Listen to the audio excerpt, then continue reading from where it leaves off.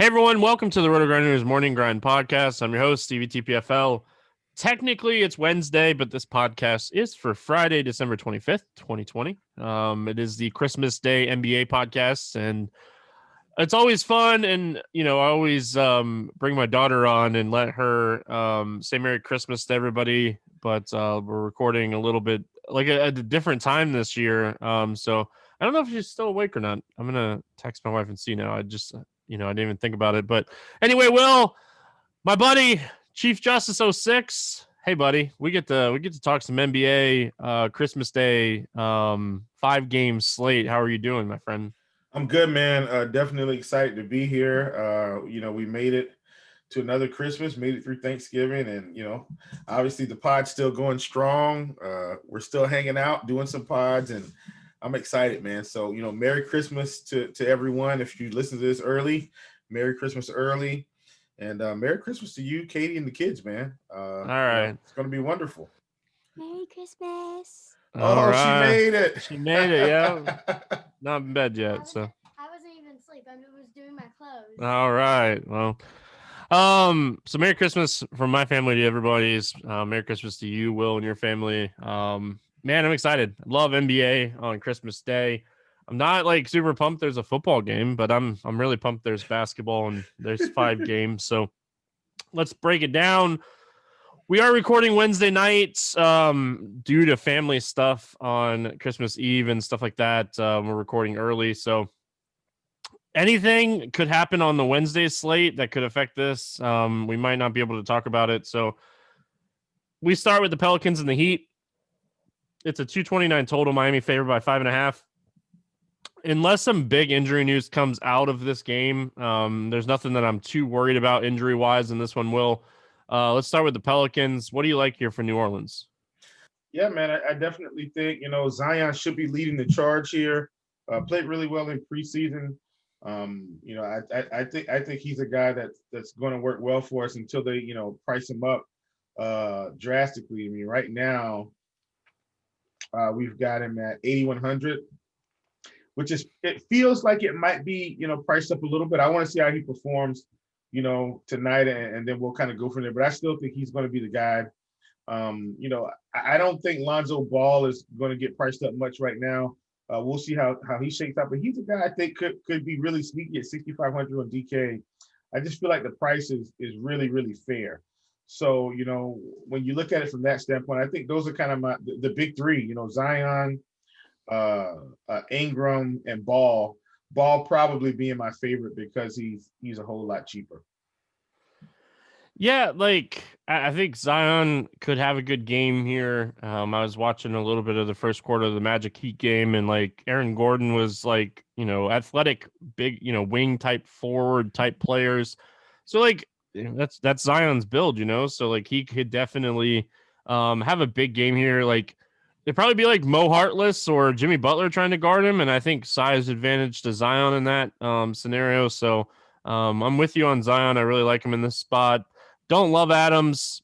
Ingram, I'm kind of just gonna take the wait and see approach here when it comes to Ball, Bledsoe, and Ingram. I want to kind of see how the usage looks after game one. I'm not going to use a small sample size, but I'm certainly going to look at it enough to kind of figure it out because, unfortunately, like Lonzo Ball, he averaged over a fantasy point per minute in the preseason. They played with a really tight rotation as well. So listen, leave it to Van Gundy, right? So I want to definitely do my due diligence here, but Zion would be my main play from the Pelicans. What do you like here for the Miami Heat? Well, man, for the Heat with me right now, I think it's going to start with Tyler Hero. I like this pricing on him. Got him at 5,600 for the Christmas Day slate. I think he's going to be a staple in my lineup. So Dragic is 5,300. That's really cheap too. If he can come off the bench and play 26 to 28 minutes and kind of keep that usage where it was at the end of the playoffs, I think that's a really fair price. Jimmy Butler at 8K. I don't hate it. He's not somebody I'm rushing to roster, but definitely those two, those guys are going to be my favorites. And then Bam at 78, a little bit cheaper than Jimmy, but I think he's got more outs to get there. Not that Jimmy doesn't fill the stat sheet. He really does. But I do feel like Bam has, more shots to get a block, get a steal, or several blocks and steals, and still get those rebound and assist numbers up. Bam's sneaky good in the assist category, by the way. So he's a guy. I think if I was going to run it back with one or two guys, it'd be Bam and Hero for sure. I just want to make a quick note on the Pelican side. Eric Bledsoe played 20 first half minutes, in the game against Toronto. So, Bledsoe at 5,600. I know we didn't really talk about him, but man, 20 first half minutes. Yeah. He's been waiting for this. He's played 20 minutes a game for the past 2 seasons in Milwaukee. This is nothing. He's fresh. He's excited, man. But yeah, as far as Miami goes, I think you're right. I think like Bam is probably my favorite run back. Hero is another guy that I think you can look at, and Kendrick Nunn's gonna have good games from time to time. But like on a 5-game slate, it's really like iffy to play an iffy bench player in my opinion. Because like Goran Dragic coming off the bench too, the usage from the bench could be split between like 2 guys, and like I like bench guys that are going to have like all the usage. We're going to talk about like the Brooklyn Nets situation. You did opening night with me. We talked about Dinwiddie a ton, and then when they announced Dinwiddie was going to start, like I pivoted and I played a ton of LeVert because Definitely it's all about LeVert in Discord too. Definitely, it's all about those high usage bench guys, and I just don't know if Miami has any of those guys at this time. So. We move on. We got the Golden State Warriors, Milwaukee Bucks, 233.5 total. Milwaukee favored by 7.5. Draymond's already been ruled out for this game. We're going to put a question mark next to DJ Augustine. So listen, Will, I was really wrong on Wednesday's podcast about the Indiana New York game. So like, I know my streak is going to be dead. I don't even have to look because I definitely touted the under on that game, and I don't have to look. I know it's probably going to get there. But this is one of those ones where I would be pounding Milwaukee minus 7.5. I think this game has the biggest blowout risk on the Christmas Day slate. Yeah, I'm with you, man. And I don't want to. I mean, we saw what Brooklyn was able to do. Here's the deal: Golden State is definitely missed Draymond in that game, and Draymond is out again. But I still think, in terms of Curry, he's still got to be kind of at not at 10-2, but on FanDuel at 8,700. I still think Curry's at kind of the top of the list. If this team gets it anywhere close, look out, world. He's going to be crushing. But at 10-2, I think Curry's just a fade. Wiggins at 68. I don't hate it. Like, his price is coming down. Oubre at 71. Like, I don't want to pay that price. And then Wiseman 6,200. Come on, people. Looking at these prices, we're pretty much going to be massively fading Golden State, I think, on this slate. On DK. Yeah, like honestly, when you're looking at the Warriors, like it's the same thing that you kind of did with Wednesday's slate. How is this game going to stay competitive? Well, on the Boston side, it's probably going to be Tatum and Brown having big games. Right now, the Celtics are leading that game, and Jaylen Brown had a monster first half. So if Golden State stays in this game, and this game stays competitive and close, Curry's going to have a monster game. Or Oubre is going to have a monster game, or Wiggins is going to have to be shooting the ball really well. So, like, how you approach this, in my opinion, is either take shots on guys like Giannis and run it back with Curry, and then you're not getting Luka. But the only way I feel like that Giannis is going to hit his ceiling is if this game stays competitive, and that means Curry is probably hitting his ceiling, which could lead to both of them outscoring Luka, even though Luka is in a great spot. And we're going to talk about how to kind of build with Luka too, because we got AD and LeBron on the other side. So I don't know if you can get 3 studs. I think that on FanDuel, you could probably get 3 studs. On DK, the pricing is a little bit better. Assuming that like nothing really crazy opens up. Maybe if something crazy opens up, you can get 3 studs. But I think if you're building Curry teams, you're probably building Giannis with him. And vice versa. If you're building Giannis teams, you're probably building Curry. the way to kind of be different with this one, if you do want to get like Luka and the Lakers, or if you want to get Brooklyn, like we have studs. Like this is what Christmas Day is. Christmas Day NBA is all about the studs. Durant's playing, Curry's playing, Giannis is playing, LeBron's playing. Like Christmas Day is the studs play. Yes. So Paul George, Kawhi, like the studs are playing. So when you're looking at this, well, how do I get different with this game in general? And the way that you could get different is maybe go like Oubre, Drew, or DiVincenzo with Oubre. Like play some of the secondary pieces. Like I think Wiseman's a great play. He came out, like they said that Kerr said he was going to get stints, and like he got stints in a blowout too. So like I'm more interested in Wiseman. I was already interested in him the other day. Super talented. So honestly, when I'm looking at this game, Will, I want to correlate this game as much as possible because I think that if this game stays close, there's a lot of ceiling that needs to be hit for this game to stay close. Yeah, I'm with you. This price tag on Wiseman, I get it. If he's out there in a blowout, he's probably going to dominate. I don't like that 6,200. Now on FanDuel where he's 42, I think, man, I'm so much cheap, more man. Excited to get in there. But that's kind of where I am. I know Marquise Chris kind of got some run as well. In the game played. Can't remember how many minutes he played. I mean, he got some decent run. We'll just kind of have to see how that shakes out. But on DK, I'm kind of off this game mostly. On FanDuel, I'm much more interested just because of the salary breakdown for sure. Yeah, I'd be super careful with Marquise Chris. Like he only played 12 minutes and it was very much in the blowout that like he got run. So I'd just like throw caution to the wind with him. And hey, like if this game blows out and he gets 12 minutes and puts up 20 fantasy points again, then all the game log watchers will get there. But I don't know if I'd necessarily go there. But just give me a quick rundown of your Bucks exposure and thoughts here. I know you said you're pretty much off of it in general. Well, on DK, on FanDuel, FanDuel, I'm much more interested. So in terms of the Bucks, I think for me, I definitely think DiVincenzo on a Christmas Day slate feels like one of those value plays that you could squeeze in there that maybe no one's looking at.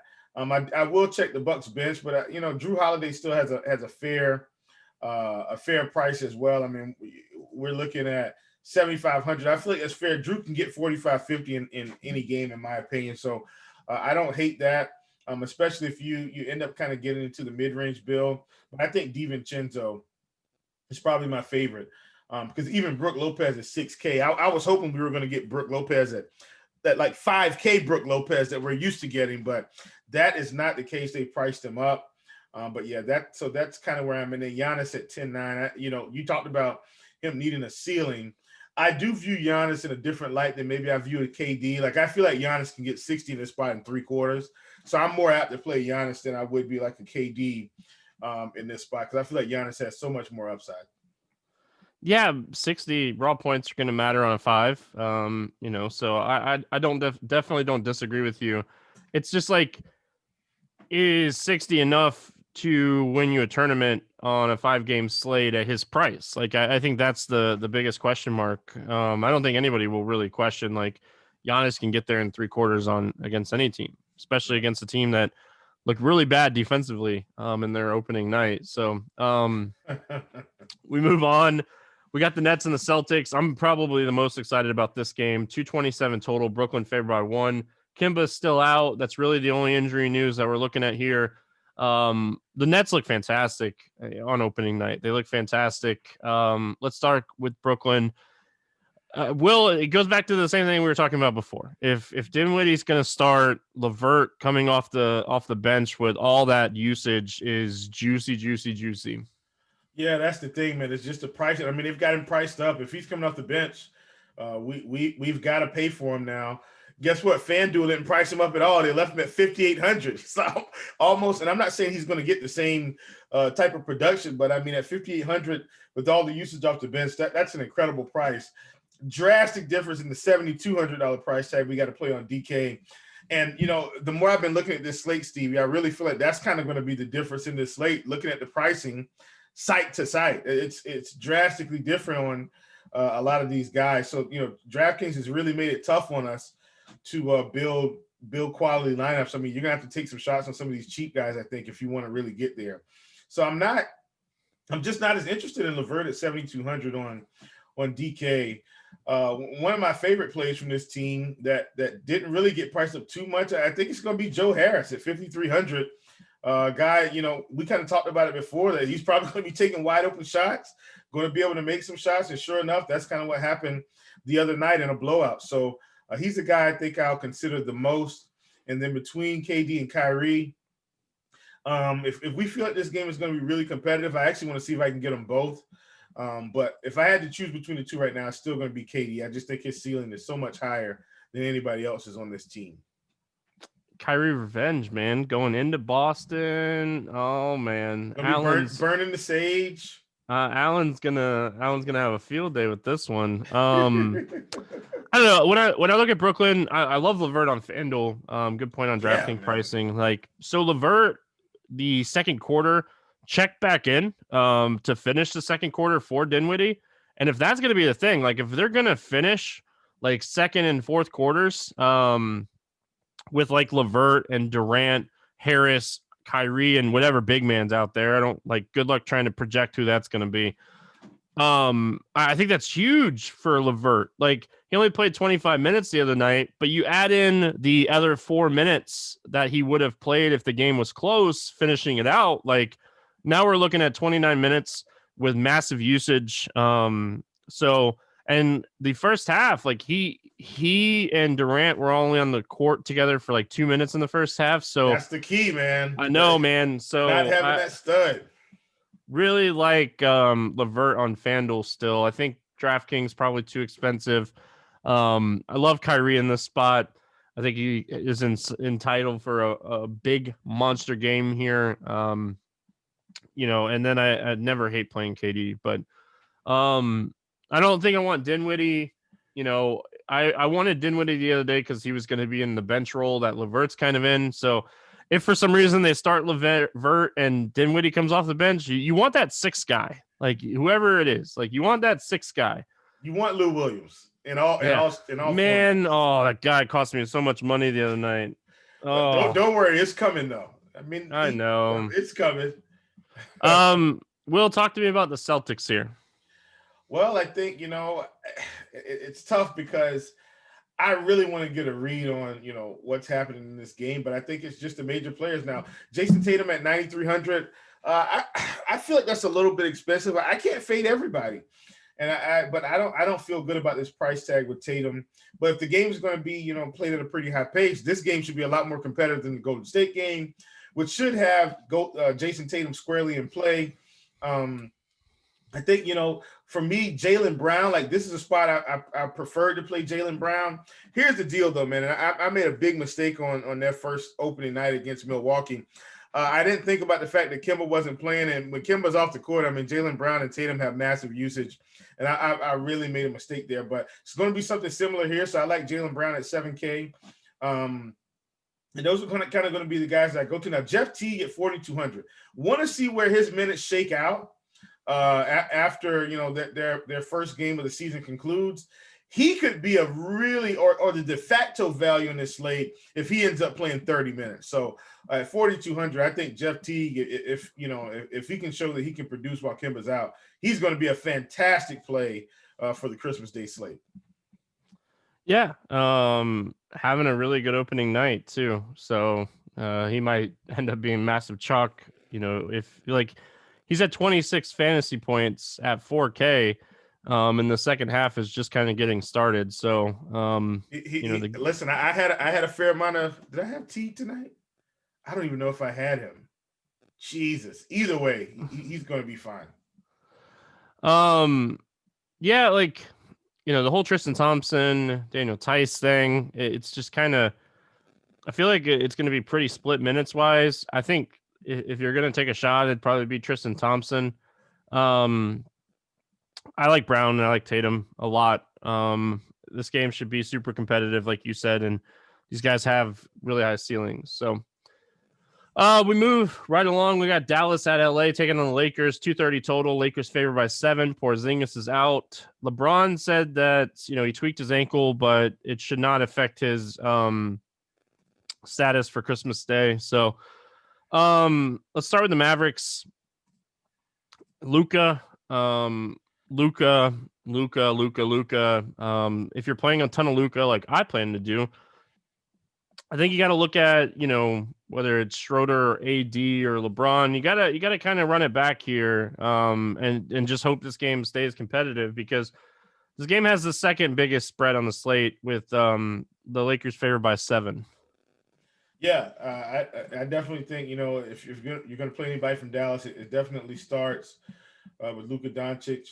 I think Josh Richardson may end up being a value. I want to see how he kind of comes in, but at 5,300, especially if you like this game, he's a really good value play. A little bit cheaper than Tim Hardaway Jr., who's probably going to be chucking shots. And then you'll also have Dwight Powell's back. Want to see how he performs tonight.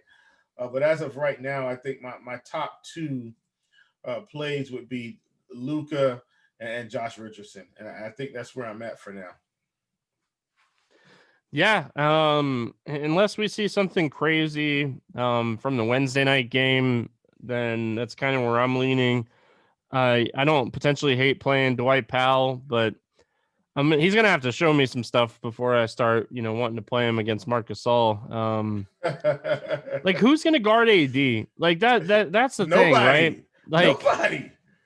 That's kind of where I'm leaning with like my Luka exposure, right? I'm leaning towards like AD stacks, because like even if they go Powell and Kleber to start, like what are they doing? Like I don't see what they're gonna do here to stop AD. I think AD's in line for a monster in this one. Yeah, man. I mean, he should be unstoppable for sure. And Dallas, they've had problems on the inside anyway. So, you're bringing out, one of the best big men in the league. Nothing's really changed, on this team. I mean, in terms of Dallas, with the exception of Porzingis being out, and he was out, for part of the playoffs last year. So I'm with you, man. AD is probably at the top of my list in terms of spend ups, even outside of Luka. Luka's got a massive ceiling, but man, AD could really dominate this team. I mean, this could be a 30, 15-5, 4-block game, and he's right up there with the best of them. Yeah, and he burned people the other night, so it could be a little lower owned. And especially if like the ankle thing for LeBron is more than what he's saying too.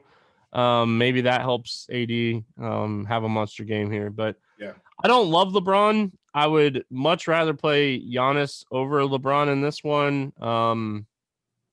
But if you end up on him, I'm not gonna talk you off of it. Really liked what I saw from Harold the other night. Looks like he's going to be very super active with the second unit here. Same thing that we kind of saw with the Clippers with him. I think he's someone that's in play. He's 6K on DraftKings. It's a really tough ask. Like, it's a really tough price tag for 6K.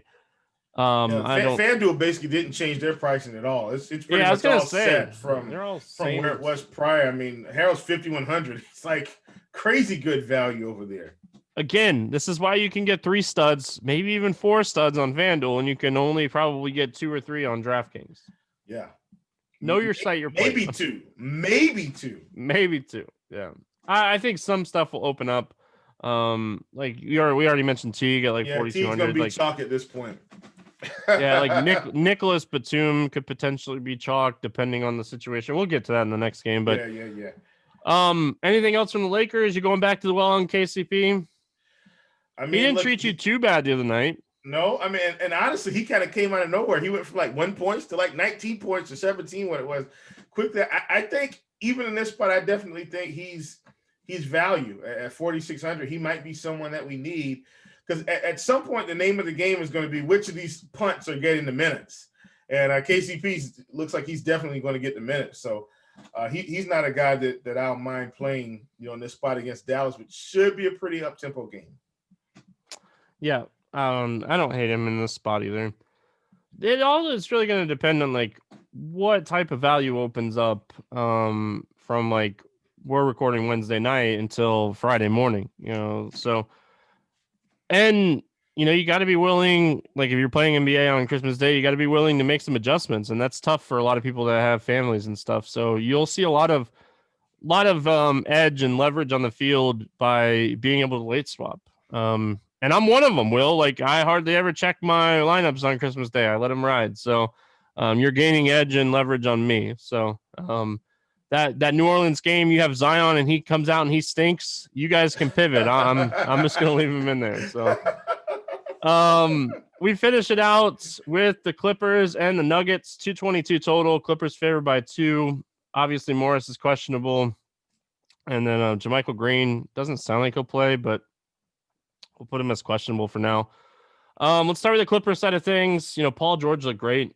The post game, he was talking about, rehabbing and being back. Like, this is like 2 years removed from his big injury now. So I think on FanDuel, you have to prioritize Paul George because shooting guard is pretty weak. Like, you could obviously make an argument for Butler, but I think like Paul George is like the guy you really want to prioritize on FanDuel.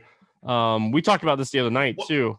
Well, can I plug this? Let me piggyback that. I think the two priorities are Paul George and Dennis Schroeder. Like, Dennis Schroeder's 5K on Fan. Like, I think those are the two. Those are the priorities, in my opinion.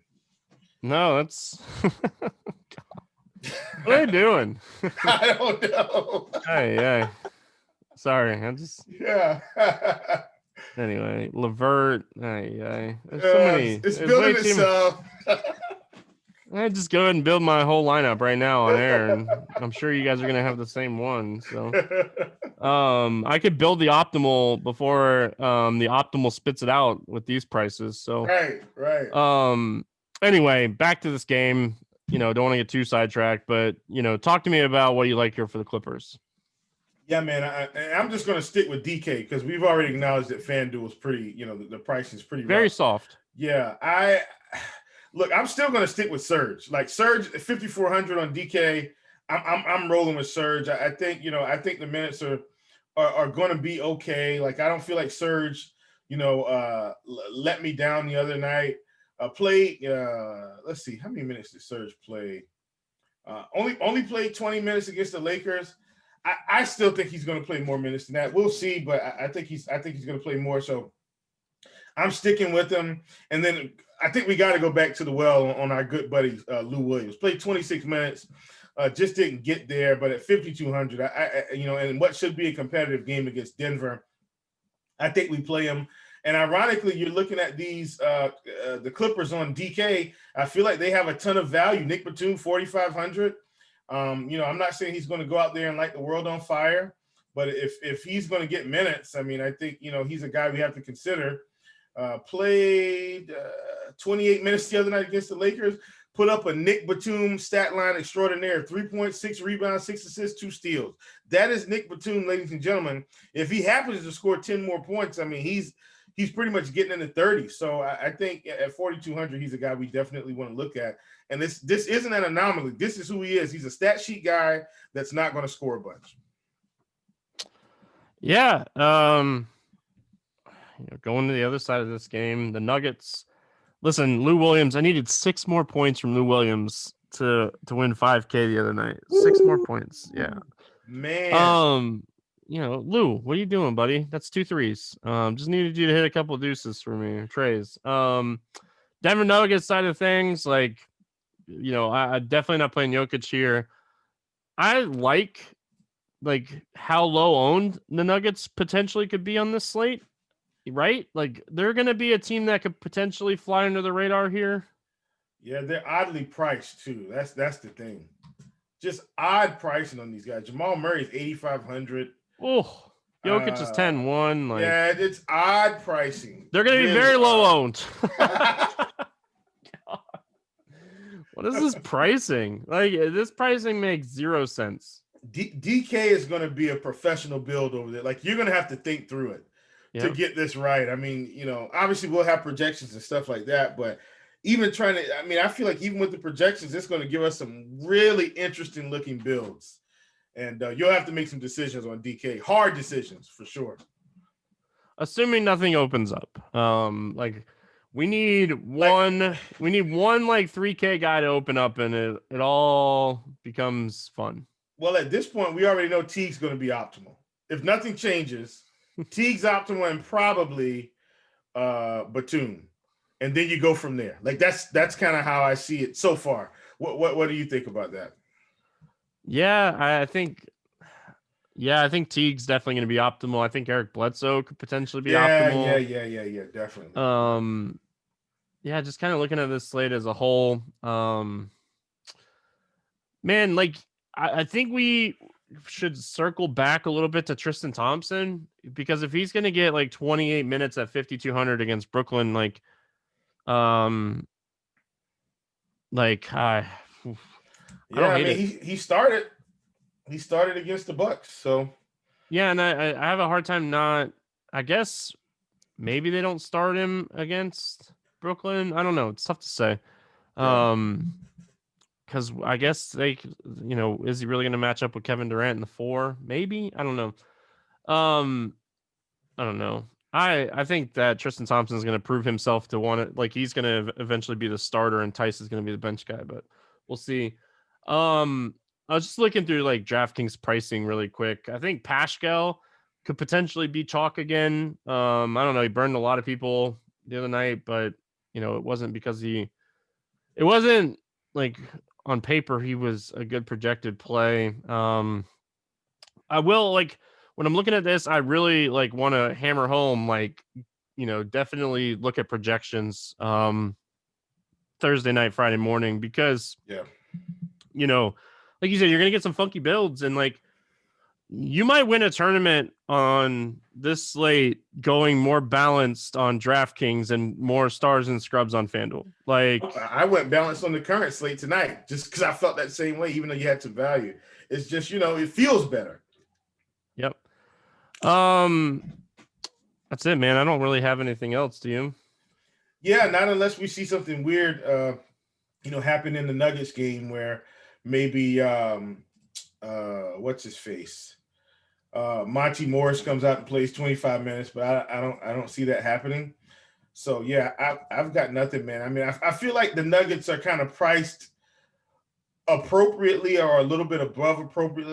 Like Will Barton 6,300. I know we didn't kind of talk about the pricing, but he's 6,300. But I don't feel like we're going to get the same Will Barton because they've got Michael Porter Jr. there now. They've got these other guys that are going to be integrated into the offense, and so I feel like it's going to zap his usage for the season. I could be wrong, but I feel like everybody's overpriced on this team for what they're actually going to provide to us from a fantasy perspective. All right, let's play the morning grind game, Christmas edition. Give me your favorite play under 5K. We're gonna use DraftKings, which the pricing is a lot more fun over there. Favorite play under 5K to 7X. Man, I'm going to have to go with that guy we've been talking about. It's pretty much got to be Jeff Teague at this point. 4,200. I mean, if he's going to come off the bench or play and get that type of usage, I think we have to roll with him.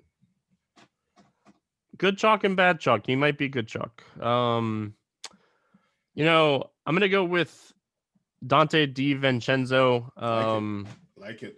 Just kind of hoping like he could see fourth quarter minutes in a game that's not close. So the more I think about that Golden State Milwaukee game, the more I lean towards playing secondary pieces, because I love the Lakers and Dallas game. It's probably my favorite game on the slate. So the more I lean on that game, the more I lean towards playing secondary pieces. Give me your guy over 8K to go under 5X. Who's your bust?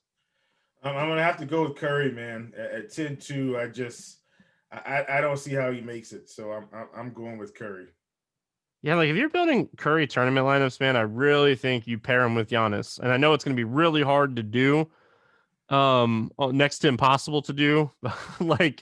But for those guys to both hit their ceilings, they're both going to need to have monster games. Like Curry's going to have to shoot lights out. Giannis is going to need some fourth quarter minutes. So yeah, I'm going to go Jokic. Shouldn't shock anybody. 10-1 for Jokic. When there's guys in this price range, give me Anthony Davis, give me Luka, give me, to save some money, give me Durant, give me Tatum, give me Kyrie. There's so many guys. The more we go through the podcast, the more I realize that Kyrie might actually be underpriced at not 8,900. So favorite 6X play, Will, who do you got? Well, I think for me on DK, This is a tough one, man. I think I'm just going to go with Tyler Hero. 5,600. I like the price on him. Game against New Orleans. I know they changed the coaching staff, but 5,600. I feel like he can get there. I'm going to side with Tyler Hero. He's really cheap on FanDuel too, for what it's worth. Yeah. Oh man, 6x. Again, give me Kyrie. I think Kyrie's gonna have a big game. He's gonna be my ride or die on the slate. I think he's my guy. Give me your let's get weird GPP play of the day. I'm gonna stay in that game. Let's go Duncan Robinson at 4,400. If he gets hot, this guy could get 30 with the quickness. Duncan Robinson. I don't know if it's weird, but give me Tristan Thompson. I think that there's a road for him to play 30 minutes in this game. And if he gets 30 minutes, man, he'll crush at this price. So he's averaging a fantasy point per minute right now in the small sample size of the one game against the Bucks. But I like Thompson a lot. If he can get the minutes, you're really gonna have to pay attention to like if he starts or not, because a bench role probably means closer to like 20 minutes. Starting role means closer to 30. Yeah. Game selection question. Anything standing out to you as far as game selection on this slate? Not particularly. I mean, DraftKings, I keep saying it, man. They're trying to make someone a millionaire every day. I think it's just kind of a cool thing for the industry. Look, it's a top-heavy contest. It's broken out terribly, but let me just say this: for $25, one single bullet, you could change your life forever. So I'm not saying I like it, but I'm saying, look, man, you got a chance to be a millionaire on Christmas. How cool is that? $25. I think everybody needs to fire something in there. Yeah, for sure. I'm gonna point out, so they have 2 pick and roll contests on DraftKings. They have a 40,000, they have a 10,000. This 10,000 is a smaller field. It pays 23% of the field, less than 30% the top 10. First place is only 10% of the prize pool, which is fantastic. So somebody's going to turn $12 single entry into $1,000. Nobody's going to argue with that. Like, if you're building a bankroll, if you're getting more into like single entry, I think, to be honest, with as crazy as like the COVID stuff is going to be this season, and like how much news is going to be out there, I am definitely going to be playing more single entry than anything else this year. Like, it's really hard to maintain 2 sites with like 3 to 20 lineups. I think this is a much more single entry type of year. So I think that is like, the other one is good too, but it pays like 22% instead of 23%. So you're playing a smaller field. Your upside's still there, $12 into $1,000. So check it out, for those smaller bankroll players. And they're doing this with a lot of the tournaments over there. A lot of the single entry smaller stuff. Like they have a $5 40K and a $5 10K. I've seen that. That's something really cool that they've done. Yep. So make sure you guys are checking that out. Will, favorite over under? Anything standing out to you on this Christmas Day slate? I think Golden State, Milwaukee, man. I still think this game can go over. Milwaukee could put a beat down on them, and they can still hit where they need to be. So I'm going to take the Golden State, Milwaukee. Give me the over on that. I'm still live, by the way, for my Pacers under. I have hope to keep my streak alive. You know what? Give me Dallas +7 against the Lakers. I think that's my streak bet that I'm going to lock in here. And they might look terrible against Phoenix, and like I might be able to change it, but give me Dallas +7. I think that this is a team that can compete with the Lakers, and Luka's going to have a monster. Will, any final thoughts before we get out of here? No, sir. Merry Christmas, everyone. Thanks for joining us. We're a couple pods in, but hopefully we can keep providing you guys good content, man. Have a safe Christmas to everybody's family. Yes, sir. Merry Christmas to everybody. Appreciate everyone listening. It's already great having NBA back. The 12-game slate on Wednesday was a little crazy, but make sure you guys are checking out RotoGrinders Premium. I know Blender will be doing a live show on Friday, pre-lock for NBA. So you guys can check that out on Christmas Day if that's your thing. That's going to wrap it up here for this week. Appreciate everyone listening. We'll be back Monday with a review podcast and an NBA podcast. 2 podcasts Monday. Good luck, everyone. We'll see you then.